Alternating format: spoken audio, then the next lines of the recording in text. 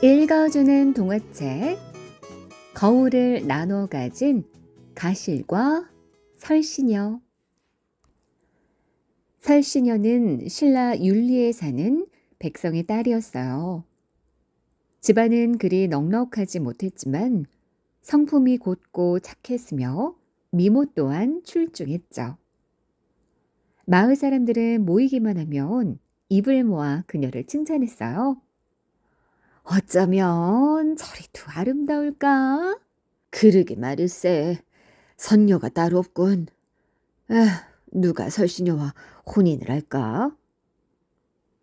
그녀를 마음에 둔 총각들은 멀리서 바라보며 속만 되었어요.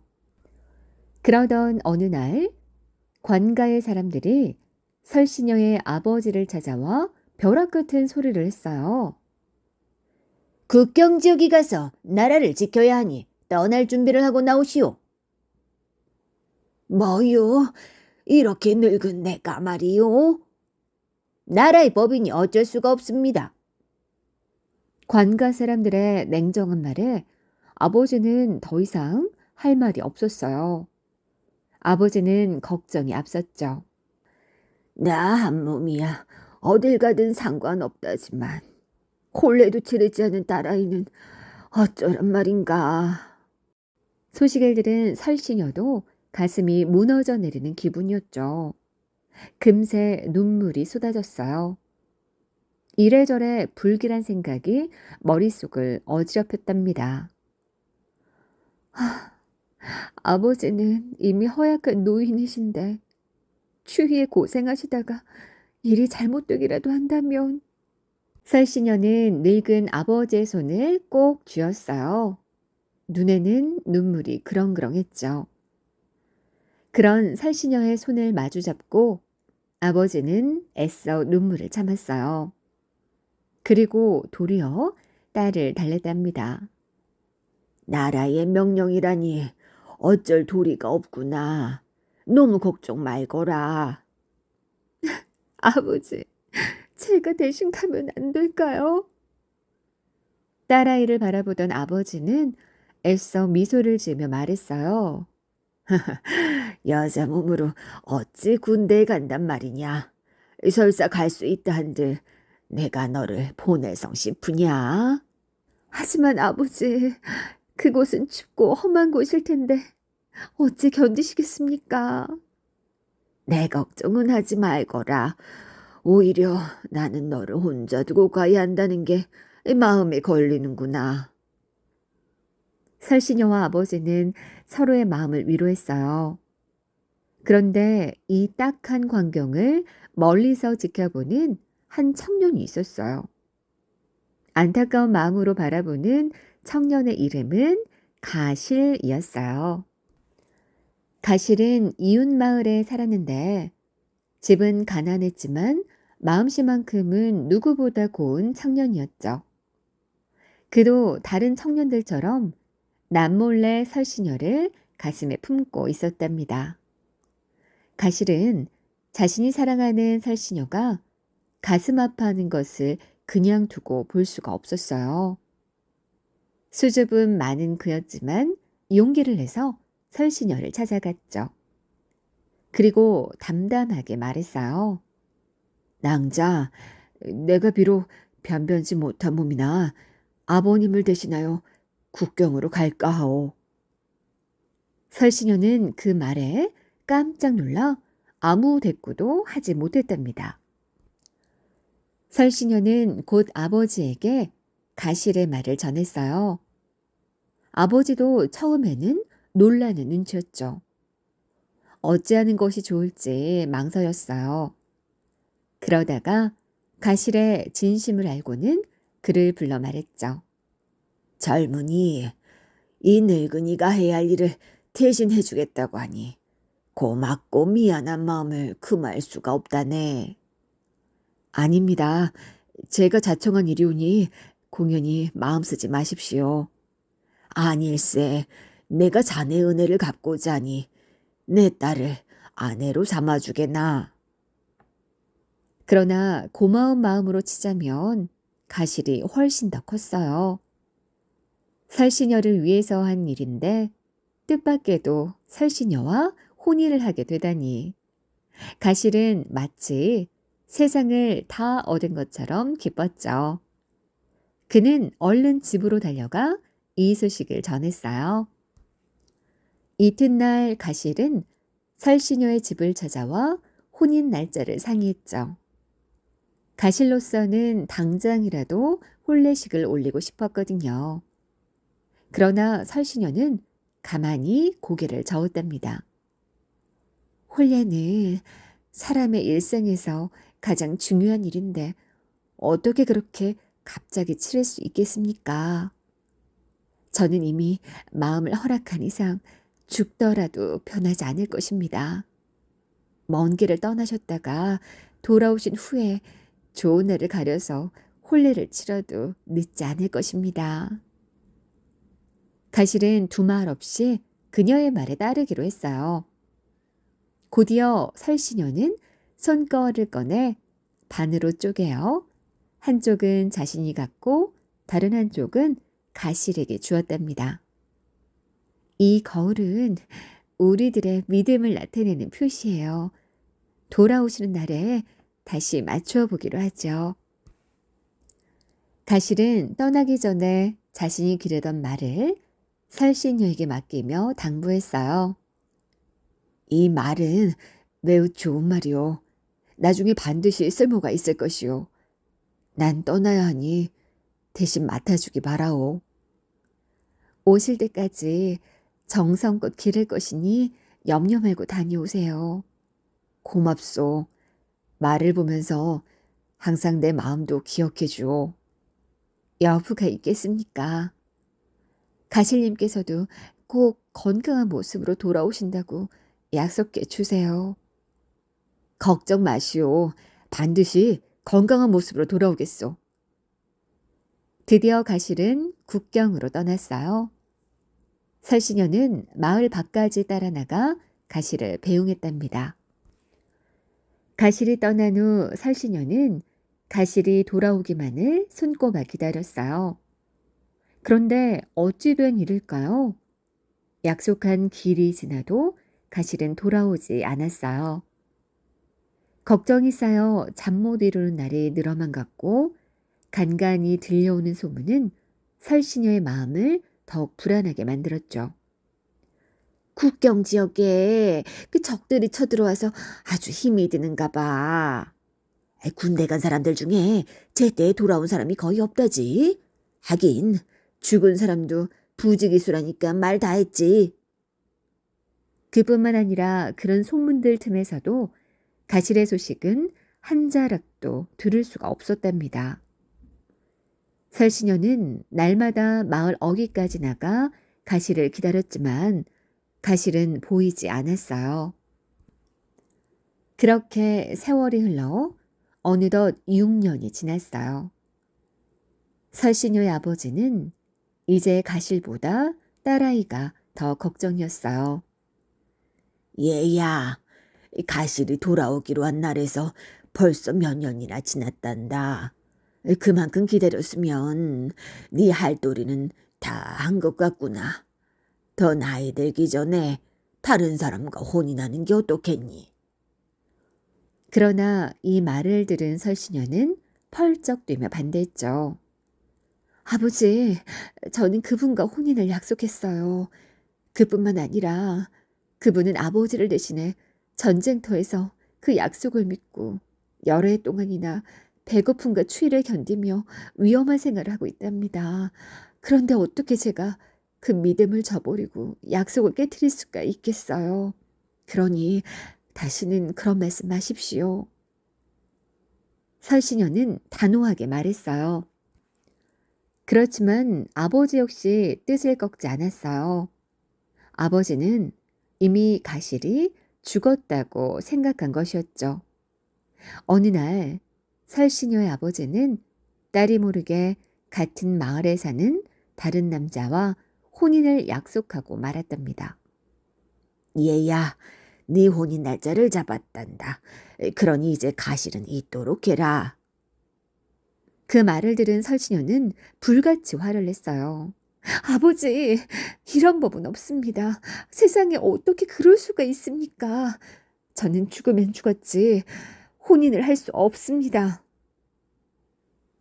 효심이 깊기로 소문난 그녀였지만 이번 일만큼은 아버지의 뜻을 따를 수가 없었어요. 그러나 설시녀의 뜻과는 상관없이 혼례식 날은 성큼 다가오고 말았죠. 이웃 사람들이 설시녀에게 혼례복을 입히려고 하자 설시녀는 울면서 하소연했어요. 전 이 혼인을 절대로 할 수 없습니다. 이미 혼인하기로 약속한 사람이 있습니다. 그러나 소용이 없었답니다. 아무리 울며 매달려도 혼인 준비는 착착 진행되고 있었죠. 하는 수 없이 설시녀는 사람들이 잠깐 한눈을 파는 사이 도망을 쳤어요. 뒤늦게 알아채고 쫓아오는 사람들을 피하느라 수도 없이 돌부리에 걸려 넘어지고 나뭇가지에 옷이 찢겼어요. 발이 부르트고 무릎과 팔꿈치까지 까졌죠. 하지만 그럼에도 불구하고 살시녀는 붙잡혀 집으로 돌아오고 말았답니다. 잡혀온 살시녀는 마구간으로 갔어요. 거기에는 가실이 맡겨둔 말이 있었죠. 가실이 남긴 흔적이라고는 그 말 한 마리뿐이었어요. 그녀는 말을 보며 울부짖었죠. 이제 설시녀의 안타까운 마음을 호소할 때라고는 그 말뿐이었어요. 설시녀가 그렇게 울며 부르짖자 말도 슬픈 표정을 짓는 듯 했어요. 바로 그때였어요. 비쩍 야윈데다 다 해진 옷을 입은 볼품없는 사내가 설시녀의 집으로 들어섰어요. 자림새로 보니 혼례식 손님은 아니고 잔치 음식을 얻어먹으러 왔나? 그러게 말이야. 이 마을 사람은 아니군. 사람들이 저마다 수군거렸어요. 그런데 그는 다름 아닌 가실이었어요. 하지만 떠날 때와는 너무나 다른 모습이었기에 마을 사람들은 그 누구도 가실을 알아보지 못했답니다. 그런데 잠시 후 밖이 소란한 듯하자 설시녀가 그 까닭을 알아보기 위해 밖으로 나왔어요. 가실은 마당으로 내려서는 설시녀 쪽으로 다가갔죠. 그러고는 소중히 간직하고 있던 거울 조각을 내밀었답니다. 거울 조각이 햇빛을 받아 밝게 빛났어요. 순간 설시녀는 그것을 받아들고 하염없이 흐느꼈어요. 드디어 돌아오셨군요. 약속을 지키셨어요. 사람들은 이 놀라운 광경을 보며 감탄을 금할 길이 없었어요. 살아 돌아온 것도 그렇고 혼례식 날에 맞추어 나타난 것도 예상 일은 아니었으니까요. 하늘이 맺어준 인연이 아니라면 있을 수 없는 일이었죠. 가실은 마음을 차분하게 가라앉히고 점잖게 말했어요. 너무 늦게 돌아와서 미안하오. 하지만 아무런 방법이 없었다오. 설시녀가 나머지 한쪽을 품에서 꺼내 맞추자 거울은 본래의 모습을 되찾았어요. 설시녀의 아버지는 가실에게 용서를 빌었답니다. 난 자네가 잘못된 줄 알고 내 딸을 다른 사람과 혼인시키려 했네. 용서해 주겠나? 아닙니다. 제가 제때 돌아오지 못했으니 누구라도 그랬을 것입니다. 괴념치 마십시오. 동네 사람들도 무사히 돌아온 가시를 보고 기뻐했어요. 이제 설시녀와 혼인하는 일만 남았네. 가실과 설시녀는 좋은 날을 골라 혼례를 올렸답니다. 그리고 둘이 함께 늘도록 화목하고 행복하게 살았어요. 세상에서 가장 아름다운 믿음이 그 가정을 오랫도록 지켜주었답니다.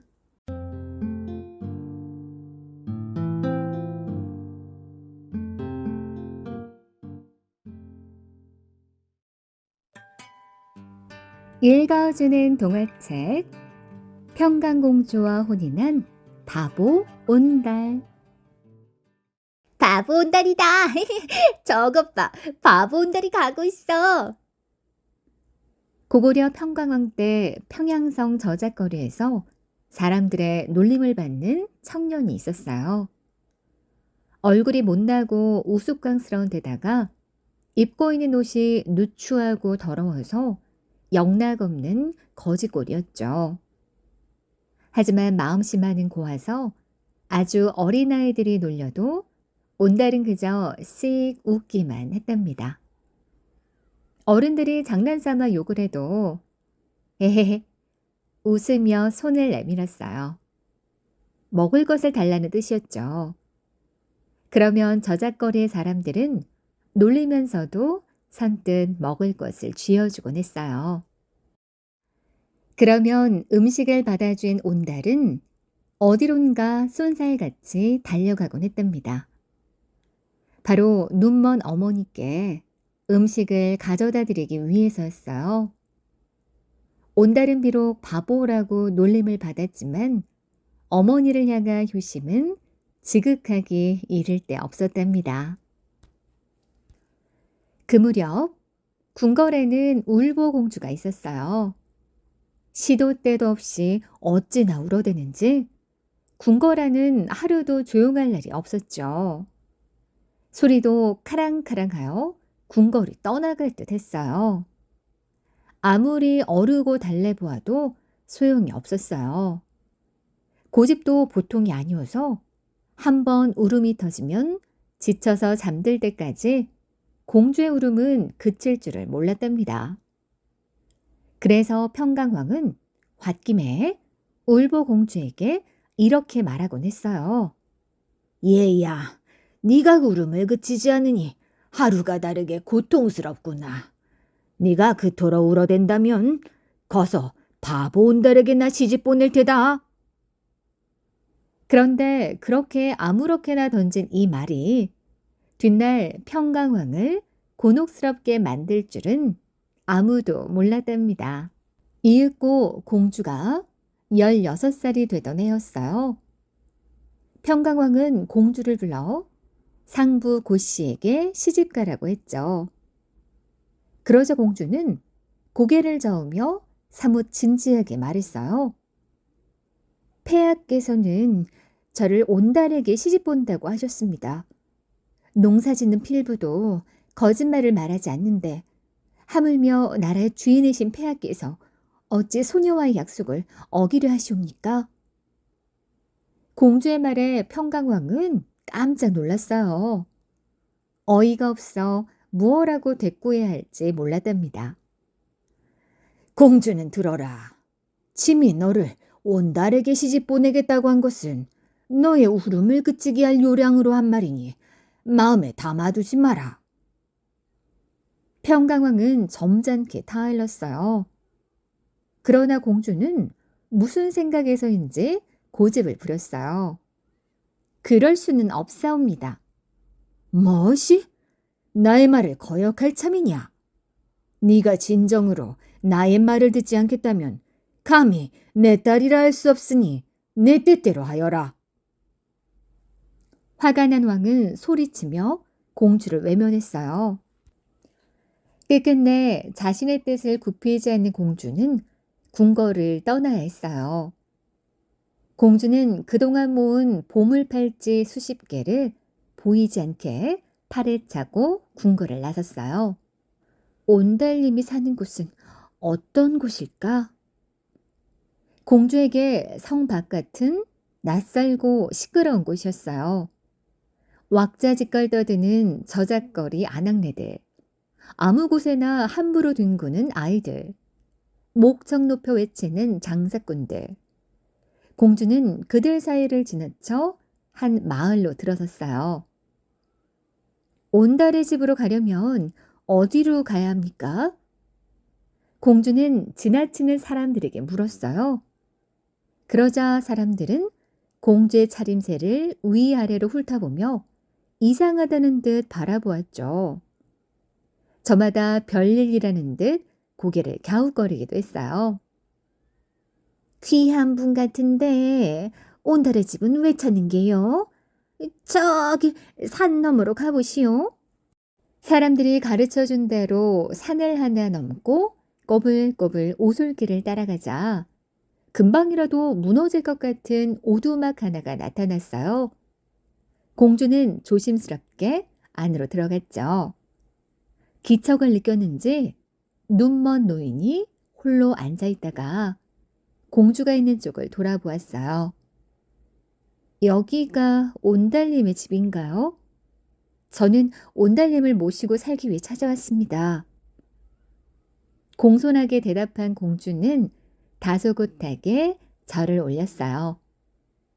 그러자 눈먼 노인이 화들짝 놀라며 말했죠. 대체 누구시오? 그쪽에서 귀한 향기가 나는 것을 보니 필시 천하의 귀인임에 틀림없는데 무슨 일로 여기까지 오셨소? 내 자식은 산에 올라갔지만 아직 오지 않았소. 혹시 우리 온달이가 무슨 잘못이라도 한 거요? 온달의 어머니는 안절부절 못했어요. 공주는 일단 온달의 어머니를 차분한 말로 안심시킨 뒤 오두막을 나왔어요. 그리고 집 뒤편으로 이어진 산길을 따라 올라갔죠. 하지만 온달의 모습은 보이지 않았답니다. 온달님, 온달님, 어디 계시나요?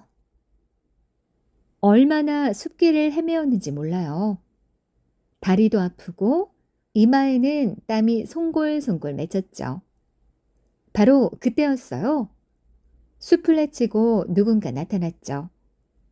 땀에 절어있는 시커먼 얼굴, 풀어헤친 머리카락, 누더기 같은 옷차림. 한눈에 보아도 온달이 틀림없었죠. 온달은 느릅나무 껍질을 한 짐 지고 산을 내려오는 중이었어요. 온달님이시군요. 한참을 찾았답니다. 누구시오? 귀신이면 물러가고 사람이면 정체를 밝히시오. 온달은 공주가 앞을 가로막자 깜짝 놀라며 저도 모르게 소리를 쳤어요. 그러고는 주랭랑을 놓기 시작했죠. 온달은 평강공주가 여우이거나 귀신이 틀림없다고 생각했던 것이었어요. 공주는 온달을 쫓아 오두막으로 돌아왔어요. 그리고 문을 두드리며 하소연했죠. 온달님, 저를 아내로 맞아주세요. 평생 지아비로 받들고 살 것입니다. 하지만 온달은 문을 닫아건 채 도리어 고함을 쳤어요. 문 밖의 여인은 나를 시험하지 마시오. 이는 올바른 생활 가진 처녀가 할 행동이 아니오. 그대는 틀림없이 여우의 분신일 것이오. 썩 돌아가시오. 그리고 끝끝내 문을 열어주지 않았어요. 결국 공주는 문 바깥에서 쪼그리고 앉은 채 밤을 지새워야 했답니다. 이튿날 아침, 걱정이 된 온달의 어머니가 공주를 불러 말했어요. 내 아들은 비천하여 아가씨처럼 귀한 분의 짝이 될 수 없습니다. 또 우리 집이 이토록 누추하니 거처하기도 적당치 않을 것이고요. 그리 알고 돌아가십시오. 아닙니다. 옛말에 이르기를 한 말의 곡식으로도 방아를 찔 수 있고 한 자 배도 꿰맬 수 있다고 했습니다. 두 사람의 마음만 맞는다면 빈부와 귀촌이 무슨 상관이겠습니까? 그 말에 온달과 그의 어머니는 공주의 진심을 알 것 같았어요. 며칠 후 두 사람은 조촐하게 혼례를 치르고 부부가 되었답니다. 그날 밤 공주는 궁궐을 떠날 때 가지고 온 팔찌들을 온달 앞에 내놓았어요. 이것을 팔아 땅과 집을 살 것입니다. 앞으로 농사를 짓고 살림을 하는 일은 제가 맡을 터이니 온달님은 무예를 익히는데 온 힘을 쏟으세요. 순한 온달은 배운 것이 없어 부족했지만 공주의 말을 잘 따랐어요. 어느 날 공주가 온달을 불러 말했죠. 무예를 익히고 장차 장수가 되려면 말이 있어야 합니다. 서방님께서는 장에 나가 말을 한 필 사오도록 하십시오. 하지만 말을 사실 때는 병들고 말라 보여도 반드시 나라에서 내다 파는 말을 사오셔야 합니다. 공주는 온달에게 신신당부했어요. 온달은 그러겠노라고 대답은 했지만 공주의 속마음을 알 수가 없어 고개를 갸웃거렸죠. 말이 볼품 없어도 된다고? 병든 말을 샀다가 죽기라도 하면 어쩌려고? 하지만 온달은 곧 생각을 고쳤어요. 지혜로운 공주가 하는 일이니 필사 무슨 깊은 뜻이 있을 게야. 그래서 온달은 비록 마르고 병들었지만 나라에서 직접 내다 파는 말을 사서 집으로 돌아왔답니다. 공주는 병든 말을 보고도 매우 기뻐했어요. 서방님, 잘하셨어요. 제가 말씀드린 대로 잘 사오셨군요. 하지만 부인, 병들고 비쩍 야윈 말을 어떻게 기를지 걱정입니다. 그건 염려 마셔요. 틀림없이 준마로 키울 테니까요. 그날부터 공주는 정성껏 말을 돌보기 시작했어요. 좋은 먹이를 듬뿍 주고 매일매일 적당한 훈련을 시켰죠. 마치 자식을 돌보듯 말의 행동 하나하나를 보살폈어요. 그러자 얼마 지나지 않아 바싹 말랐던 말의 몸에 살이 오르기 시작했죠. 희멀건 눈동자도 밝은 빛을 찾았고 털에는 윤기가 흘렀어요. 그뿐만 아니라 매일 적절한 훈련을 시켰더니 사람의 말도 잘 들을 뿐만 아니라 어떤 말보다 빨리 달렸죠. 그러던 어느 해 3월이 되었어요. 어느 해나 그랬듯이 삼진날에 열리는 사냥대회 때문에 고구려 도성 안과 밖은 전체가 술렁거렸어요. 고구려에서는 삼진날이 되면 왕과 신하들이 낭랑 언덕에 나와 사냥을 즐기고 사냥이 끝난 뒤에는 그날 잡은 온갖 짐승으로 하늘과 산천의 신령에게 제사를 지냈답니다. 그뿐만 아니라 이날은 나라 안의 수많은 젊은이들이 그동안 갈고 닦은 사냥 솜씨를 왕과 여러 신하들이 보는 앞에서 마음껏 펼치는 날이기도 했어요. 여기에서 좋은 성적을 낸 젊은이는 왕의 눈에 들어 벼슬을 받기도 했죠. 공주는 이날을 기다려 온달에게 말했어요. 서방님도 사냥대회에 나가세요. 이제 뜻을 펼칠 때가 왔습니다. 온달은 공주가 정성껏 기른 말을 타고 사냥대회에 출전했어요. 그는 누구보다 빨리 달렸고 어느 무사보다 날렵하고 능숙한 솜씨로 많은 짐승을 사냥했어요. 온달의 이런 빼어난 솜씨는 금방 평강왕의 눈에 띄었어요. 평강왕은 온달을 데려오도록 했죠. 신하들은 온달을 평강왕에게 데리고 갔답니다. 왕은 흡족한 미소를 지으며 물었어요. 말 타는 솜씨도 뛰어나고 사냥 솜씨 또한 탁월하구나. 내가 너에게 장수의 벼슬 내리고자 하노라. 그런데 너의 이름은 무엇이더냐? 폐하, 소인의 이름은 온달이라고 하옵니다. 무엇이? 온달이라고? 믿지 못할 일이로다. 평강왕은 온달의 이름을 듣고 깜짝 놀랐어요. 그로부터 얼마 후 고구려 북방을 차지하고 있던 후주의 무제가 군사를 보내 고구려의 요동 땅을 공격했죠. 평강왕은 직접 군사를 이끌고 요동으로 달려갔어요. 그러자 선봉에 서겠다고 나서는 장수가 있었답니다. 그는 다름 아닌 온달이었어요. 제가 반드시 승리해서 폐하의 은혜에 보답하겠나이다. 평강왕은 그의 용기를 칭찬하며 선봉에 서는 걸 허락했죠. 왕의 명령이 떨어지자마자 온달은 맹수처럼 적진을 파고들어 순식간에 적병 수십 명의 목을 베어답니다. 그를 본 후주의 군사들은 슬금슬금 도망치기 시작했고 고구려군은 사기를 얻어 더욱 기세를 높여 후주의 군사들을 몰아붙였어요. 전쟁이 승리로 끝나자 평강왕은 장수와 신하들이 모인 자리에서 자랑스럽게 말했죠. 이번 전쟁에서 가장 큰 공을 세운 장수 온달은 바로 짐의 사위로다. 온달에게 큰 벼슬을 내리도록 하라. 비로소 평강왕은 온달을 사위로 받아들이고 그를 굳게 신임했답니다.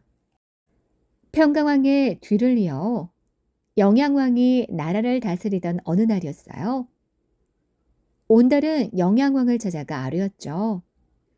폐하, 신라의 한강 이북의 땅을 빼앗긴 뒤로 그 땅의 백성들은 한탄하며 고구려를 잊지 못하고 있다옵니다. 폐하께서 허락하신다면 제가 그 땅을 다시 찾아오겠사옵니다. 그렇지 않아도 그즘 고구려는 예전에 신라에 빼앗긴 한강 이북의 땅을 되찾기 위해 기회를 엿보고 있었어요. 영양왕은 반가워했죠. 온달 장군, 나 역시 그런 일이 있었음을 알고 원통하여 잠을 이루지 못했소. 부디 승리하시오. 영양왕은 기꺼이 허락하며 군대를 내주었어요. 부인의 은혜에 보답하기 위해서라도 반드시 빼앗긴 땅을 되찾아 돌아올 것이오. 온달은 공주에게 그 말을 남기고 전쟁터로 떠났어요.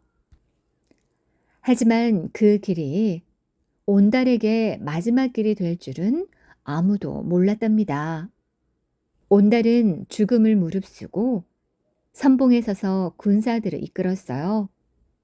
그러나 한창 전투가 치열할 즈음 온달은 적진에서 날아온 화살에 맞아 숨을 거두고 말았답니다.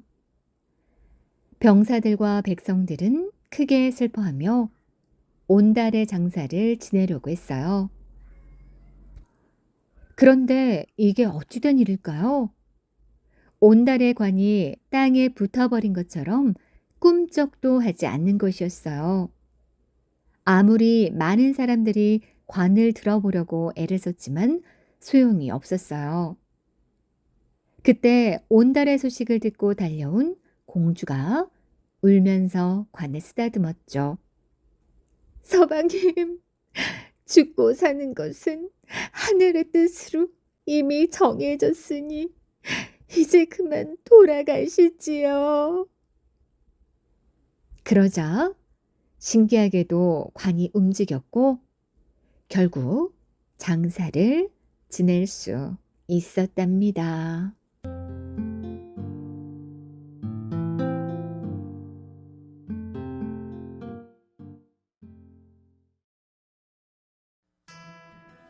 읽어주는 동화책 불교를 위해 순교한 이차돈.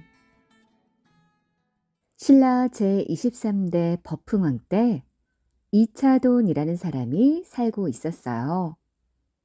그는 왕을 가까이 모시는 내사사인이라는 벼슬에 있었답니다. 그의 성품은 대나무처럼 곧았으며 사물을 꿰뚫어보는 능력이 남달랐어요. 참 훌륭한 청년이야. 조상들이 착한 일을 많이 했다더니 어쩌면 저렇게 반듯할까? 주위 사람들은 그에 대한 칭찬을 아끼지 않았죠. 그런 그에게 큰 고민이 하나 있었는데 그건 바로 신라에 불교가 공식적으로 인정되지 않은 것이었어요. 불심이 깊었던 그는 언제나 이 일을 한탄하곤 했답니다. 버풍왕은 나라를 잘 다스렸어요. 그러나 왕은 그것만으로는 부족하다고 여겼죠. 사람이 산다는 게 먹고 사는 것이 전부는 아니다. 누구나 살다가 죽는데 의미 있게 산다는 것은 무엇일까? 그렇게 생각하던 중에 문득 한나라 명제의 일이 생각났어요. 명제는 인도에서 불교를 받아들여 중국에 뿌리 내리게 한 황제였죠. 그렇지. 백성들이 하루하루를 그냥 보내기보다는 불교같이 마음 둘 곳이 생긴다면 훨씬 더 행복해 할 거야. 그뿐만 아니라 불교가 들어오게 된다면 온 백성이 하나로 단합되어 나라의 힘을 키우는데도 큰 보탬이 될 것 같았어요. 버풍왕은 신하들을 불러 절을 짓는 것에 대해 물어보았죠. 한나라 명제처럼 나는 신라 백성들을 위해서 복을 빌고 죄를 없앨 곳을 만들려고 하는데 어떻게 생각하시오? 그러자 신하들은 앞다투어 반대 의견을 냈어요. 폐하, 결코 있을 수 없는 일이옵니다. 백성들은 저마다 믿고 의지하는 곳이 따로 있사온데 또 무엇이 필요하다 하시옵니까? 귀족들은 이미 옛부터 내려오는 하늘과 땅의 신이나 조상신을 섬기고 있었기 때문에 굳이 새 종교가 필요하다고 생각하지 않았답니다. 내가 덕이 없는 탓이로구나. 이 부족한 덕으로 왕이 되어 위로는 하늘의 뜻이 펼쳐지지 못하고 아래로는 백성들을 편안하고 행복하게 할 수가 없다니. 버풍왕은 그만한 일도 해낼 수 없는 자신의 능력에 몹시 실망했어요. 신하들이 많은데도 불구하고 자기 마음을 알아줄 사람이 하나도 없다는 생각에 버풍왕은 더욱 슬펐답니다. 이 답답한 속을 누구와 함께 풀 것인가? 버풍왕의 얼굴은 날이 갈수록 까칠해졌어요. 이런 버풍왕의 안타까운 마음을 헤아리는 신하가 하나 있었어요. 바로 이차돈이었죠. 이차돈은 왕 앞에 나아가 자신의 뜻을 밝혔답니다. 옛말에 풀을 베고 나무를 하는 하찮은 사람에게도 지혜를 구해서 문제를 해결할 방법을 묻는다고 했습니다. 제가 큰 죄를 무릅쓰고 제 뜻을 말씀드리겠습니다. 나라와 임금을 위해 몸을 바치는 것은 신하된 사람으로서 지켜야 할 도리입니다. 만약 제가 폐하의 명령을 어겼다고 거짓으로 죄를 씌워서 제 목을 베신다면 어느 누구도 감히 폐하의 뜻을 어기지 못할 것이옵니다. 버풍왕은 깜짝 놀라면서 말렸어요. 그것은 안 될 일이오. 어떤 사람은 자기 살점을 뜯어서 불쌍한 짐승을 구하기까지 했다는데 내가 한나라의 임금으로서 어떻게 죄 없는 그대를 죽일 수 있겠소? 내 뜻은 사람을 살리는 데 있지 죽이는 데 있는 것이 아니오. 그러나 이차도는 물러서지 않고 더욱더 차분하게 왕을 설득했어요. 물론 목숨은 귀한 것입니다. 그러나 만일 저 하나의 죽음으로 부처님의 뜻이 펼쳐지고 폐하의 뜻이 이루어질 수만 있다면 저는 더 이상 바랄 것이 없사옵니다. 이차돈의 확고한 뜻을 알아차린 버풍왕은 결국 그의 뜻에 따르기로 했어요. 이차돈은 곧바로 천경님의 사찰을 짓기 시작했죠. 이차돈이 절을 짓는다는 소문은 빠르게 온 서라벌로 퍼져나갔답니다. 사람들은 수군거리기 시작했어요. 아니, 신께 제사를 올리는 청경님의 사찰을 짓다니 어떻게 그럴 수가 있지? 그러게 말일세. 한데 임금님께서 허락하셨다니 누가 말릴 수 있겠나? 뭐라고? 설마 그럴 리가. 결국 그런 이야기가 귀족들과 신하들의 귀에까지 들어갔어요. 그들은 다른 곳도 아니고 하필이면 청경님의 절을 짓는다는 사실에 분노했죠. 신하들은 몹시 흥분해서 법흥왕에게 따지듯 물었어요. 폐하, 지금 이차돈이라는 자가 청경님의 사찰을 짓고 있사옵니다. 더구나 폐하께서 그 자가 그런 무모한 짓을 하도록 허락하셨다고 하는데 이게 어찌 된 일이옵니까? 신하들은 저마다 앞으로 나서며 한마디씩 했죠. 순간 법흥왕의 머릿속에 거짓으로 죄를 씌워 목을 베라고 하던 이차돈의 말이 생각났어요. 그러자 법흥왕은 주먹을 불끈 쥐고 신하들을 향해 호통치듯 말했죠. 뭐시? 그대들은 지금 무슨 말을 하고 있는 것이오? 그런 하찮은 소문으로 감히 왕을 시험해보고자 하는 것이오? 그러자 신하들은 아무 말도 하지 못했어요. 그런 신하들을 향해 왕은 다시 한번 엄한 명을 내렸죠. 무얼 하고 있는가? 그대들은 즉시 사람을 보내 이차돈을 잡아들이도록 하라. 그의 목을 베어서라도 진실을 가리겠노라. 곧 이차돈이 끌려왔어요. 그러자 그를 향해 법흥왕이 호통을 쳤죠. 이차돈은 들어라. 소문에 따르자니 네가 정경님의 사찰을 짓는다고 하는데 대체 누구의 허락으로 그런 무모한 짓을 하는 것이냐? 저는 부처님의 뜻에 따라 사찰을 짓고 있는 것이옵니다. 사찰을 짓고 불법을 행한다면 나라가 그게 편안해질 것이옵니다. 그러니 나라의 법을 어겼다 한들 무슨 죄가 되겠사옵니까? 이차도는 이미 무언가를 각오한 듯 한마디 한마디가 또렷했어요. 그러자 신하들은 더욱 분노하여 왕에게 아뢰었죠. 저자는 왕을 능멸하고 나라를 업신여기는 자이옵니다. 당장 목을 치시옵소서. 이리하여 이차도는 처형장으로 끌려나갔어요. 모든 것을 감내하겠다는 듯 그의 표정은 담담했죠. 그가 한 걸음씩 옮길 때마다 나는 발소리는 그의 죽음을 재촉하는 듯했어요. 처형을 맡은 관리가 이차돈에게 말했어요. 마지막으로 할 말이 있는가? 이차돈은 조용히 무릎을 꿇고 마지막으로 이렇게 말했답니다. 저는 제 목숨을 바쳐서라도 불교와의 큰 인연을 맺고자 합니다. 하늘이시여, 부디 기적을 일으켜 제가 하는 일이 올바른 것임을 일러주는 표시를 보여주소서. 마침내 칼이 바람소리를 냈어요. 눈 깜짝할 사이에 이차돈의 목이 떨어져 나갔어요. 사람들은 저마다 탄성을 지르며 어쩔 줄을 몰랐답니다. 어떤 사람은 두려움에 고개를 돌렸고 또 어떤 사람은 하늘에 기도를 올렸으며 어떤 사람은 울먹였어요. 그런데 이게 어찌 된 일일까요? 바로 그때 이차돈의 목에서는 우윳빛 피가 뿜어져 올랐어요.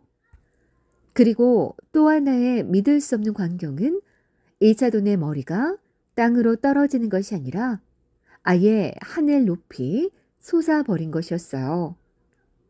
그러고는 멀리 날아가 경주의 금강산 꼭대기에 떨어졌답니다.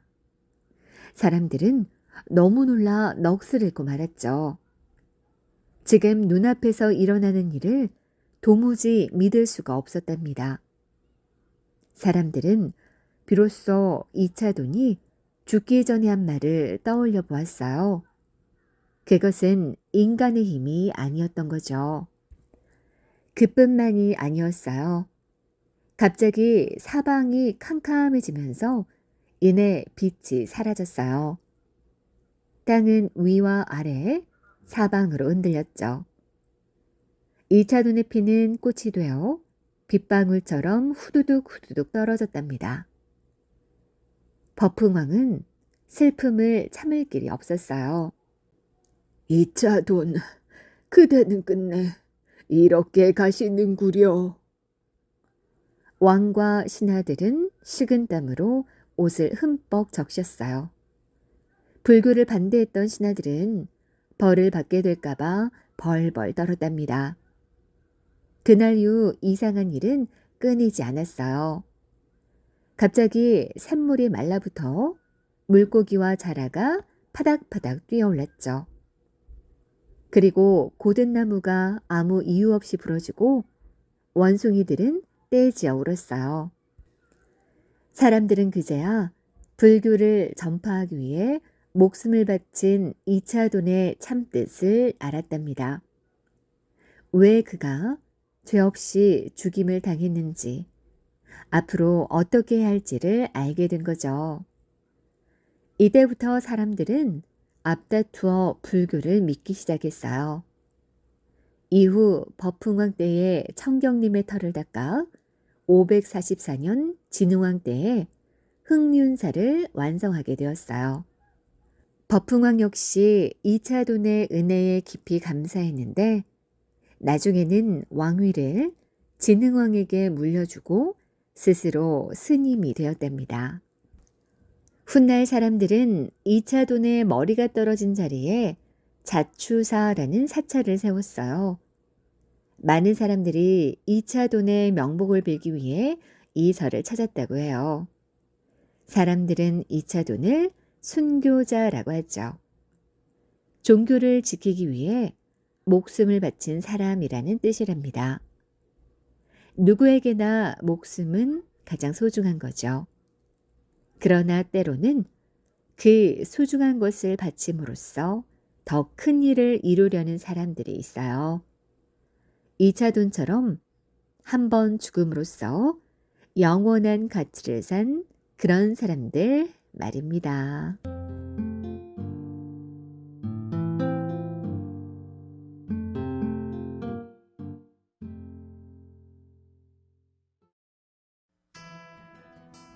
읽어주는 동화책 꿈을 사서 왕비가 된 문희. 김유신 장군에게는 보희, 문희라는 여동생이 있었어요. 보희가 언니, 문희가 동생이었죠. 둘은 무슨 일이든 함께하는 의좋은 자매였답니다.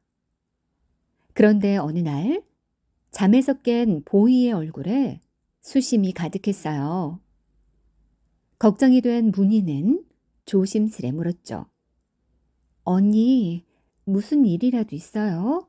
안색이 좋지 않아요. 하지만 보희는 선뜻 대답하지 못했어요. 공연히 얼굴이 빨개져서 문희와 눈을 마주치려 하지 않았죠. 이런 언니의 모습을 처음 본 문희는 더욱 궁금해서 견딜 수가 없었어요. 언니, 정말 무슨 일이라도 생긴 거예요? 그러자 보이는 더 머뭇거리는 듯 하더니 곧 입을 열었어요. 실은 내가 꿈속에서 서하게 올랐다가 오줌을 누웠단다. 그런 일로 부끄러워하고 있었던 거예요? 문희는 살짝 미소를 지으며 귀를 기울였어요. 그렇게 웃을 일이 아니란다. 나중에는 서라버리 온통 오줌에 잠기질 않겠니? 세상에 이런 부끄러운 일이 어디 있단 말이냐. 말을 마친 보이는 아까보다 얼굴이 더 빨갛게 달아올랐어요. 언니, 그게 정말이에요? 정말 서라버리 오줌바다가 되었다고요? 문희는 조금은 우습기도 해서 보희에게 되물었어요. 그러자 보희가 발끈했죠. 그것 봐, 네가 놀릴 줄 알았어. 내가 아무 말도 말았어야 했는데. 그때 문희가 문득 웃음을 거두고 말했어요. 언니, 지금 한 말이 사실이라면 그 꿈을 저에게 팔아요. 제가 그 꿈을 살게요. 뭐라고? 꿈을 산다고? 그렇게 창피한 꿈을 산단 말이냐? 뜻밖이었어요. 문희가 평소에도 적극적이라 생각하고 있었지만 보이는 아무리 그래도 이해할 수가 없었죠. 하지만 문희는 보이의 되물음에 오히려 진지한 표정을 지어 보였어요. 창피하긴요. 정말로 대단한 꿈 아니에요? 제가 언니의 꿈을 살래요. 보희는 도무지 동생의 속을 알 수가 없었어요.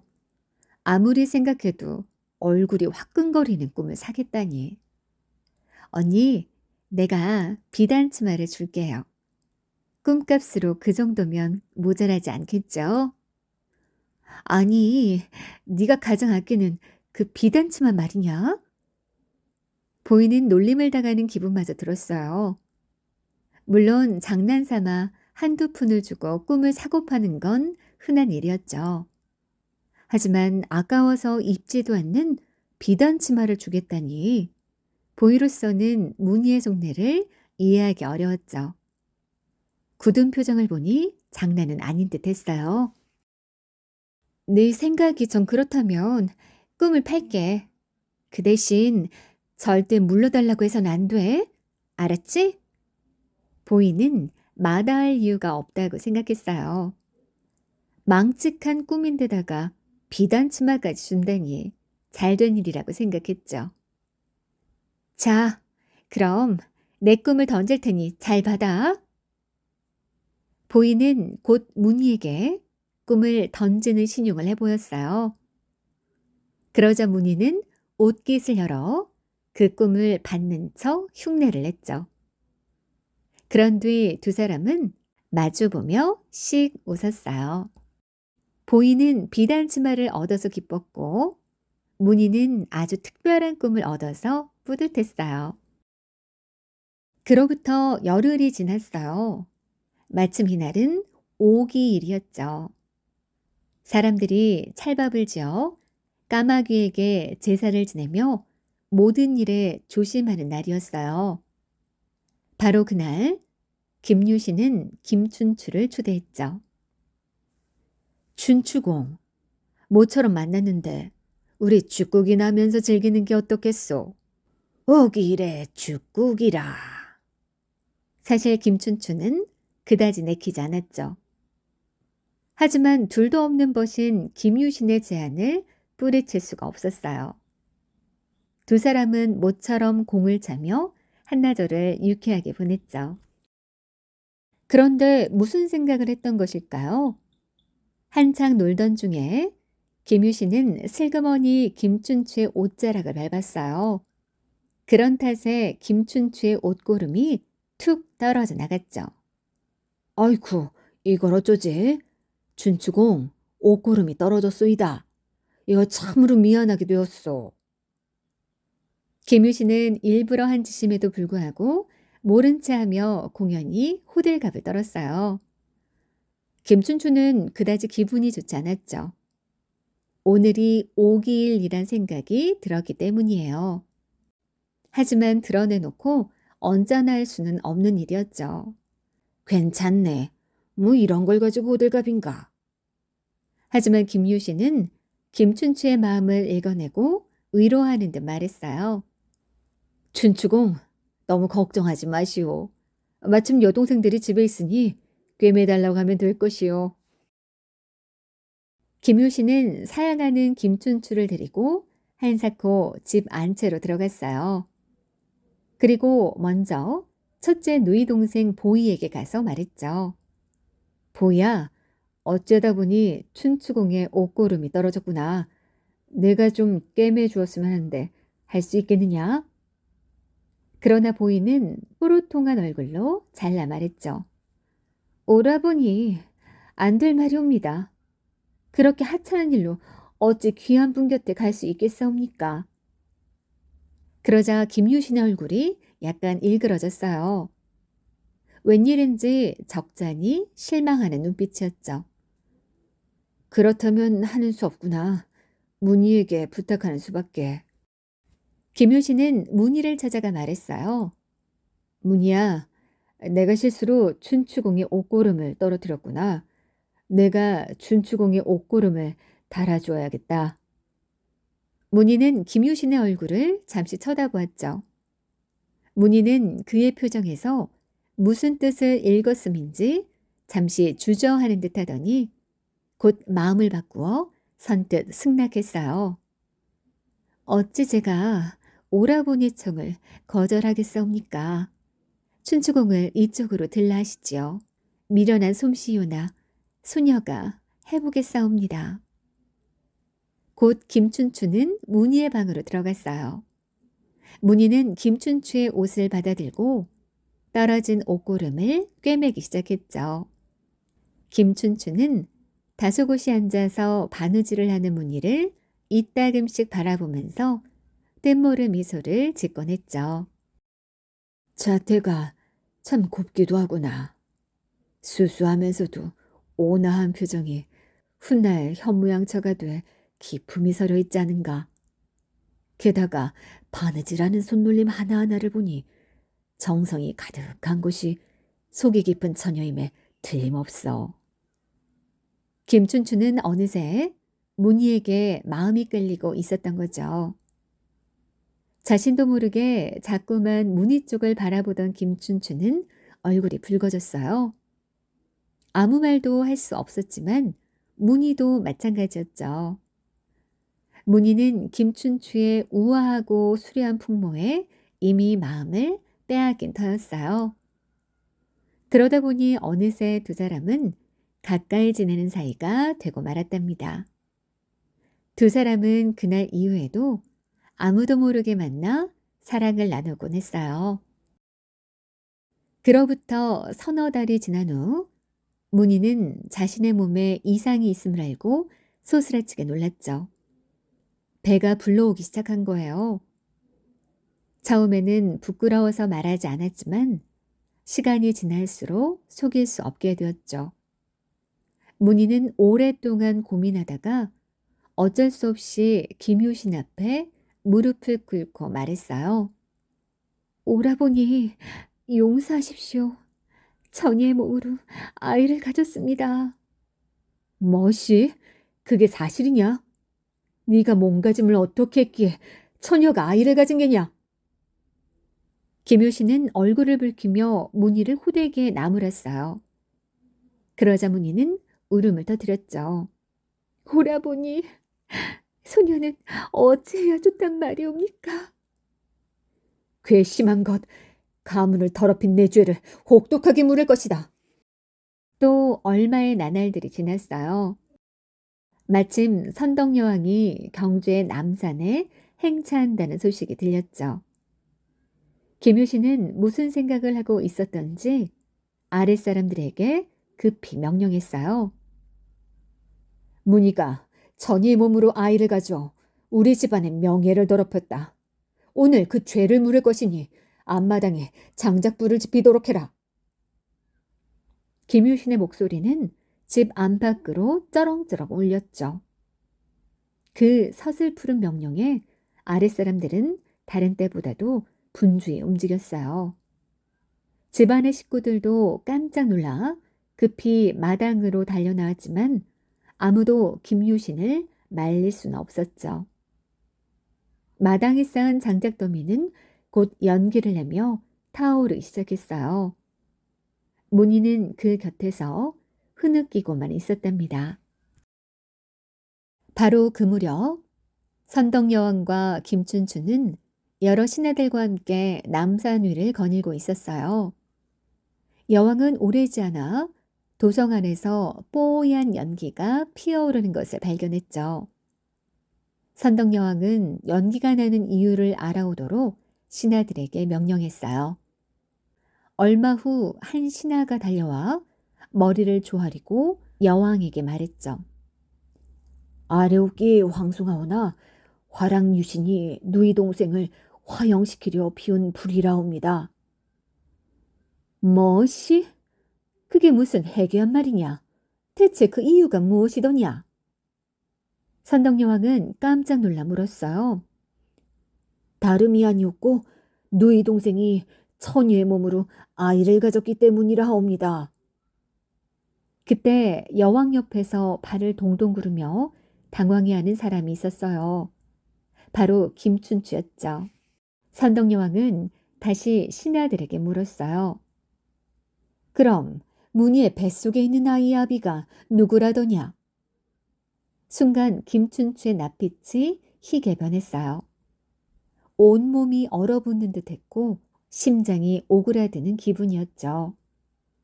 김춘추는 더 이상 참을 수 없어 여왕 앞으로 나섰어요.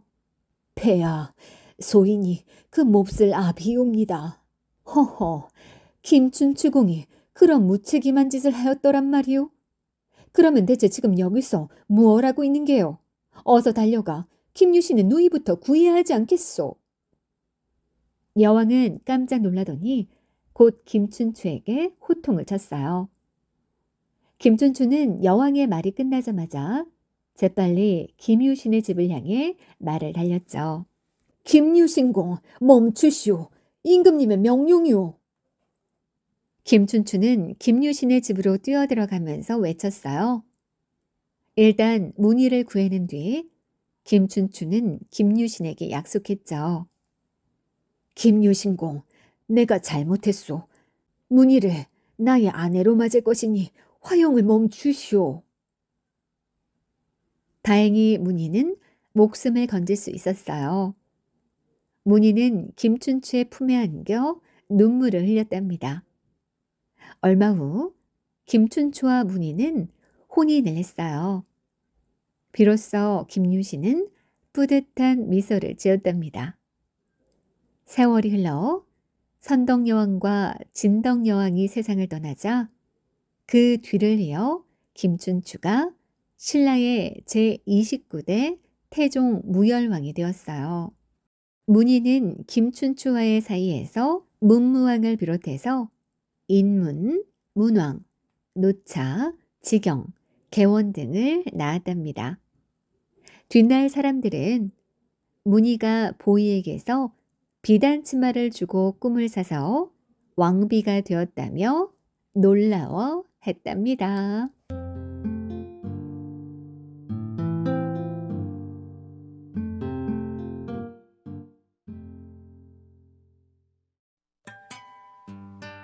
읽어주는 동화책 귀신의 아들 비형랑. 신라 제25대 진지왕 때의 일이에요. 사량부에 아리따운 여인이 살고 있었죠. 얼마나 예뻤던지 사람들은 그녀를 도화녀라고 불렀어요. 복숭아꽃처럼 예쁜 여자라는 뜻이죠. 마을 사람들은 언제나 도화녀의 미모를 자랑하곤 했어요. 마치 자기가 그렇기는 한 것처럼 으스대곤 했죠. 도화녀보다 예쁜 여자는 세상 어디에도 없을 거야. 그렇고 말고. 이 소문은 널리 퍼져서 마침내 왕의 귀에까지 들어갔어요. 얼마나 예쁘기에 사람들마다 도화녀를 칭찬하고 다닌단 말이냐. 왕은 궁금해 견딜 수가 없었죠. 참다 못한 왕은 도화녀를 궁궐로 불러오게 했어요. 과연 도화녀의 아름다운 모습을 본 왕은 한눈에 반해버리고 말았어요. 진지왕은 욕심이 났죠. 어떻게 해서든 도화녀를 곁에 두고 싶었어요. 그러나 도화녀는 절레절레 고개를 저었죠. 저에게는 이미 남편이 있습니다. 옛날부터 여자는 두 남편을 섬길 수 없다고 하였습니다. 그런데 남편이 있는 제가 어떻게 다른 남자를 따를 수 있겠사옵니까? 황제의 위엄으로도 저의 절기를 빼앗지 못할 것이옵니다. 왕이 아무리 위협을 해도 도화녀는 도리 어긋나는 일이라며 고집을 꺾지 않았어요. 그러자 왕은 심술이 나서 그녀의 속마음을 슬쩍 떠보았죠. 그렇다면 남편이 없으면 되겠느냐? 남편이 없다면 마땅히 임금님의 분부에 따르겠사옵니다. 그러나 얼마 후 나란 일을 제대로 돌보지 않았던 진주왕은 결국 왕위의 자리에서 물러나 세상을 떠나고 말았어요. 그로부터 2년 뒤 도화녀의 남편도 숨을 거두었죠. 그런데 도화녀의 남편이 죽은 지 열흘이 지난 밤이었어요. 도화녀가 혼자 머물고 있던 방에 진지왕이 호련히 나타났죠. 이미 이 세상 사람이 아니었으니 귀신이 틀림없을 텐데 신기하게도 왕은 살아있을 적 모습 그대로였죠. 나를 기억하겠느냐? 내 남편이 죽었으니 이제 나를 섬기도록 해라. 도하녀는 그제야 까마득히 잊고 있던 일이 떠올랐어요. 그때 그런 말을 한 것은 분명한 사실이었죠. 그러니 이제 와서 모른 척할 수도 없는 일이었어요. 도하녀는 깜짝 놀란 가슴을 쓸어내리며 겨우 대꾸했어요. 그런 사실이 있었사옵니다. 하오나 이런 문제는 저 혼자 결정할 수 있는 것이 아니니 부모님께 먼저 여쭙겠습니다. 도하녀는 그렇게 둘러대고는 방을 빠져나와 부모님과 상의했어요. 부모님은 한참을 생각하더니 이렇게 대답했죠. 비록 돌아가신 홀령이라도 임금님이 분명한데 어찌 명령을 거역할 수 있겠느냐. 또 네가 전에 그렇게 약속을 했다고 하니 정성껏 모시도록 해라. 도하녀는 부모님의 뜻에 따르기로 했죠. 그날부터 이래 동안 도하녀는 진지왕을 극진히 모셨어요.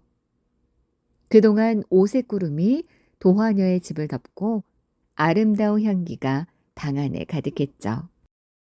그렇게 이래가 지나자 진주왕은 갑자기 자취를 감췄어요. 그리고 얼마 지나지 않아 도하녀는 아이를 갖게 되었어요. 이 소식을 접하게 된 마을 사람들은 사람과 귀신 사이에서도 아이가 생길 수 있다는 사실에 신기해했답니다. 그렇게 사람들이 이런저런 말로 수군거리는 사이에 10달이 금방 지나갔어요. 도하녀가 산기를 느끼자 갑자기 하늘과 땅이 진동하기 시작했죠.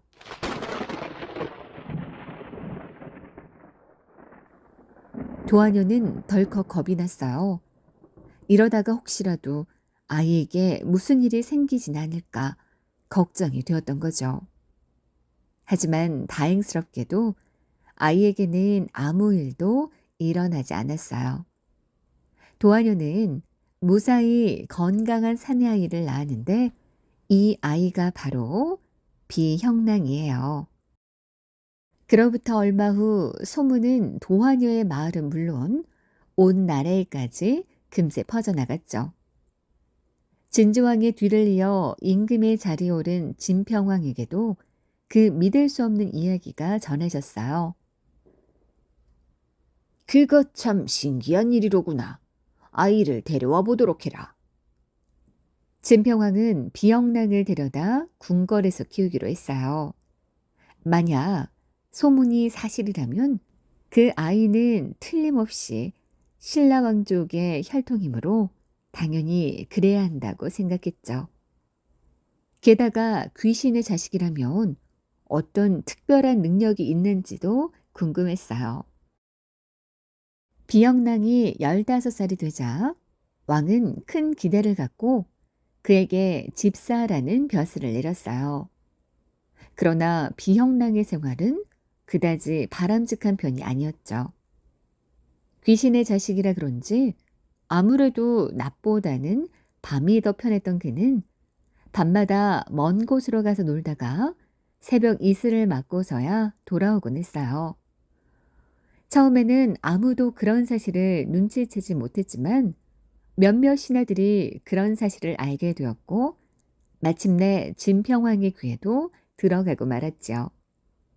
참으로 해괴한 일이라 여긴 진평왕은 비영랑이 궁궐을 빠져나가지 못하게 군사 50명을 보내 단단히 지키도록 신하들에게 명령했어요.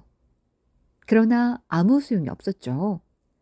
비영랑은 군사들이 지키는 담장 밖을 훌쩍 날아서 넘어가곤 했으니까요. 그러고는 황천 언덕 위로 뛰어가 밤새 귀신들을 거느리고 함께 놀다가 새벽종 소리가 울려야 돌아왔답니다. 비영랑의 모습을 낱낱이 지켜본 한 군사가 그 사실을 왕에게 보고했어요. 왕은 까무러칠 듯 놀랬죠. 도무지 믿을 수 없는 일이었어요. 비형랑이 귀신들과 논다고? 어떻게 그런 일이 있을 수 있느냐? 왕은 기가 막혀 크게 호통을 쳤죠. 그런데 옆에 있던 신하가 조심스럽게 앞으로 나서며 대답했어요. 황송한 말씀이오나 비형랑은 본래 귀신의 자식이옵니다. 이 일로 인해 진평왕은 비영랑이 보통 사람과 다르다는 것을 새삼 깨닫게 되었고 또한 특별한 능력을 가지고 있음을 확신하게 되었어요. 그러자 문득 비영랑을 시험해보고 싶은 마음이 들었죠. 귀신의 자식이라. 여봐라, 당장 가서 비형랑을 불러오도록 하라. 비영랑이 들어오자 진평왕이 물었어요. 네가 귀신을 거느리고 새벽종이 울릴 때까지 논다고 하던데 사실이더냐? 어찌 대왕께 거짓을 아뢰겠나이까? 모두 사실이옵니다. 비영랑은 조금도 머뭇거림 없이 또렷한 목소리로 대답했어요. 허허, 귀신들을 거느린다. 그렇다면 네가 귀신들을 부릴 수 있다는 말이렸다. 진평왕은 무언가를 생각한 듯 고개를 끄덕이더니 대뜸 비영랑에게 명령을 내렸어요. 너는 귀신들을 부려서 신광사 북쪽 개천에 다리를 놓으라. 명령을 내리긴 했지만 진평왕은 비영랑이 해낼 수 있을지 의구심이 들었죠. 다리를 놓는 일은 여간 어려운 일이 아니었으니까요. 하지만 비영랑은 그다지 당황하는 모습을 보이지 않았어요. 진평왕의 명령을 받은 비영랑은 귀신들을 모아놓고 말했죠. 너희들은 오늘 밤 안으로 이 개천에 다리를 만들어야 한다. 비영랑의 말이 떨어지기가 무섭게 귀신들은 한데 어우러져 다리를 만들기 시작했죠. 어떤 귀신은 돌을 나르고 어떤 귀신은 나무 기둥을 세웠어요. 여기저기서 망치질을 하는 소리가 나고 나무 자르는 톱소리가 들렸죠. 밤이 새도록 그 소리는 그칠 줄 몰랐어요. 다음 날 아침 다리가 다 만들어진 것을 본 사람들은 놀라움을 금치 못했죠. 아니, 하룻밤 사이에 이렇게 아름다운 다리를 만들다니. 역시 귀신의 솜씨야. 그래서 훗날 사람들은 이 다리를 귀신이 만든 다리라고 해서 귀교라고 불렀답니다. 진평왕은 흡족하게 생각했어요. 비영랑의 능력을 확인하고 나니 그가 믿음직스러웠죠. 다리를 놓는 어려운 일도 쉽게 한다면 분명히 다른 데에서도 능력을 발휘할 수 있을 거라고 생각했어요. 진평왕은 다시 비영랑을 불러 말했죠. 지금 나라에는 제대로 정치를 할 만한 사람이 없어서 걱정이구나. 혹시 귀신 가운데 사람의 몸으로 나타나서 정치를 잘 할 수 있는 자가 있느냐? 그러자 비영랑이 잠시 머뭇거리다가 입을 열었어요. 길다리라는 귀신이 그럴만하옵니다. 그럼 당장 데려오도록 하라. 이튿날 비영랑이 길달을 진평왕 앞으로 데리고 왔어요. 왕은 길달에게 벼슬을 주어서 일을 보게 했죠. 길달은 충성스럽고 정직하기가 다른 어떤 벼슬아치에 비길 수 없었답니다. 생김새가 약간 다르기는 해도 하는 일이나 행동이 사람과 다름이 없었으니까요. 그러나 진평왕은 길달이 혹시 본 모습을 찾아 떠나지 않을까 걱정했어요. 내심 고민하던 왕에게 오래잖아 좋은 방법이 하나 떠올랐죠. 그 후 진평왕은 각간 임종에게 길달을 양자로 삼을 걸 제안했어요. 뜻밖의 제안을 받은 임종은 잠시 당황하는 듯 했지만 곧 두말 없이 승낙했죠. 이로써 길달은 보통 사람처럼 가정을 갖게 되었고 아무런 부족함이 없는 듯 했어요. 임종 역시 양아들 길달이 마음에 들었어요. 왕이 그랬듯이 그 또한 길달을 시켜서 흑륜사 남쪽에 문루를 세우라고 했죠. 짐작했던 대로 길달은 금세 문루를 만들었어요. 그러나 길달의 마음은 썩 편하지 않았죠. 아버지는 나를 양자로 들인 후에도 여전히 귀신으로만 생각하는구나. 길달은 다락집을 세운 후로는 밤마다 그 위에서 잠을 잤어요. 그래서 사람들은 그 문을 길달문이라고 불렀답니다. 임종은 길달을 친자식처럼 아끼고 보살폈어요. 왕의 사랑도 여전히 계속됐죠. 겉보기에는 모든 게 행복한 순간들이었어요. 하지만 길달은 그렇지 못했어요. 그는 여전히 낮보다는 밤이 편했고 사람들을 위해 일만 해야 하는 자기 신세가 고달프게 느껴졌어요. 귀신은 본래 어느 한 군데에 매이지 않는 법인데 나는 왜 이렇게 살아야만 할까? 그의 유일한 즐거움은 길달문 위에 누워 자는 것이었죠. 더 이상 인간들과 함께 사는데 아무런 재미를 느낄 수가 없었어요. 그러던 어느 날 길달은 여우로 변신해서 달아났어요. 길달이 도망쳤다는 말을 들은 비영랑은 화가 났죠. 그는 즉시 귀신들을 불러 모았어요. 당장 길달을 잡아오도록 하여라. 여러 귀신들은 흩어져서 길달을 쫓기 시작했죠. 길달 역시 뛰어난 귀신이기는 했지만 비영랑을 당해낼 재간은 없었어요. 그래서 잡히고야 말았죠. 귀신들이 길달을 잡아오자 비영랑은 귀신들이 보는 앞에서 길달을 죽였어요. 그 이후로 귀신들은 비영랑의 이름만 들어도 벌벌 떨며 도망쳤답니다.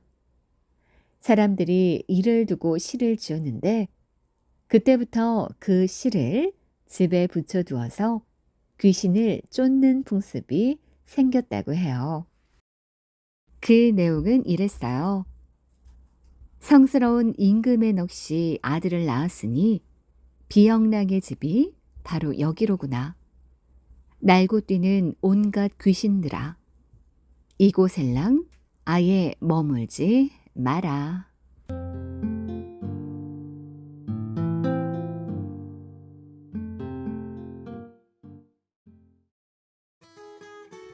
읽어주는 동화책 외의 임금과 왕비가 된 연호랑과 새오녀 157년 신라의 제8대 아달라 왕이 왕위에 오른 지 4년째 되던 해의 일이에요. 신라의 동쪽 바닷가 어느 마을에 연호랑과 새오녀 부부가 살고 있었어요. 비록 넉넉한 살림은 아니었지만 물고기를 잡고 해초를 따며 둘은 오순도순 행복하게 살았답니다. 어느 날 아침, 다른 날과 마찬가지로 연호랑은 집을 나섰어요. 여보, 내가 오늘은 맛있는 해초를 많이 따오겠소. 조심해서 다녀오세요. 연호랑은 새오녀의 환한 웃음을 뒤로하고 바닷가로 나갔죠. 동해 위로 떠오르는 아침 해가 아름다운 부부를 밝게 비춰주는 듯 했어요. 바닷가에 도착한 연호랑은 기분이 상쾌했어요. 탁 트인 바다와 바닷가의 바위 위는 연호랑의 일터였죠.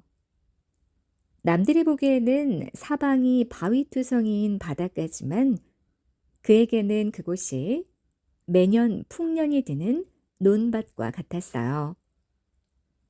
그는 그날도 바위 위에서 열심히 해초를 땄죠.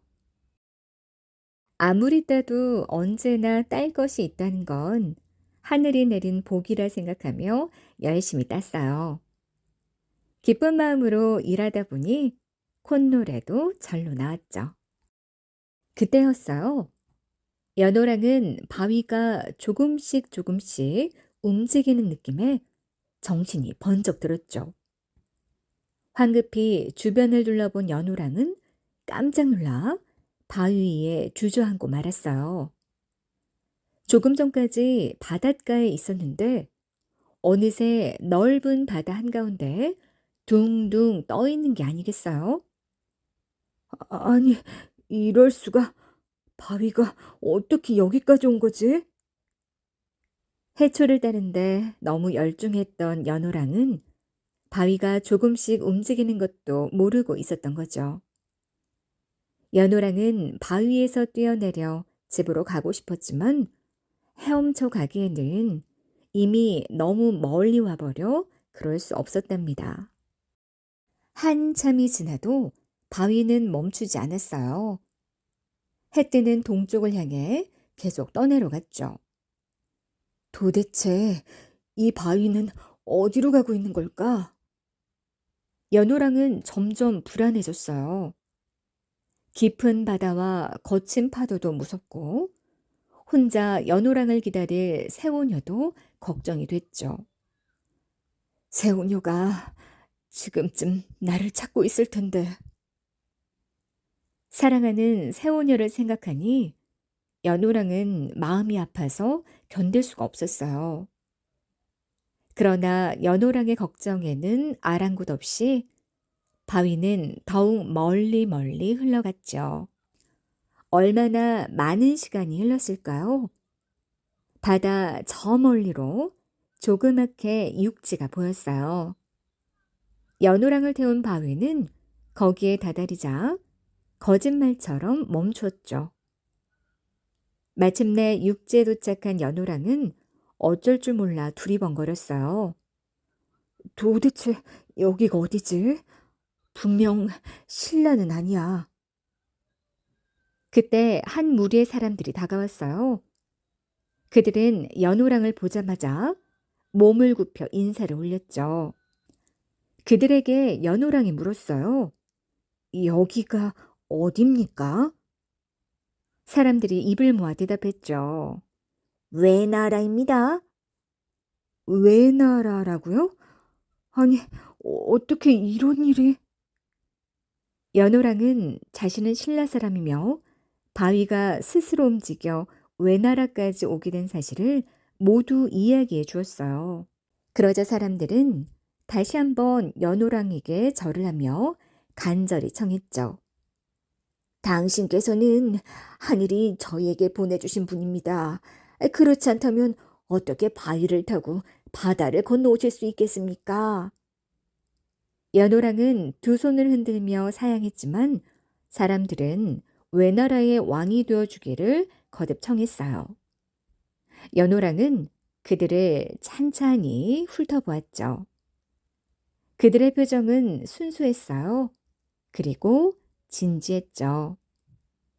결국 연호랑은 하늘의 뜻이라 생각하고 외나라의 왕이 되었답니다. 한편 새우녀는 그런 줄도 모르고 남편이 오기만을 기다렸어요.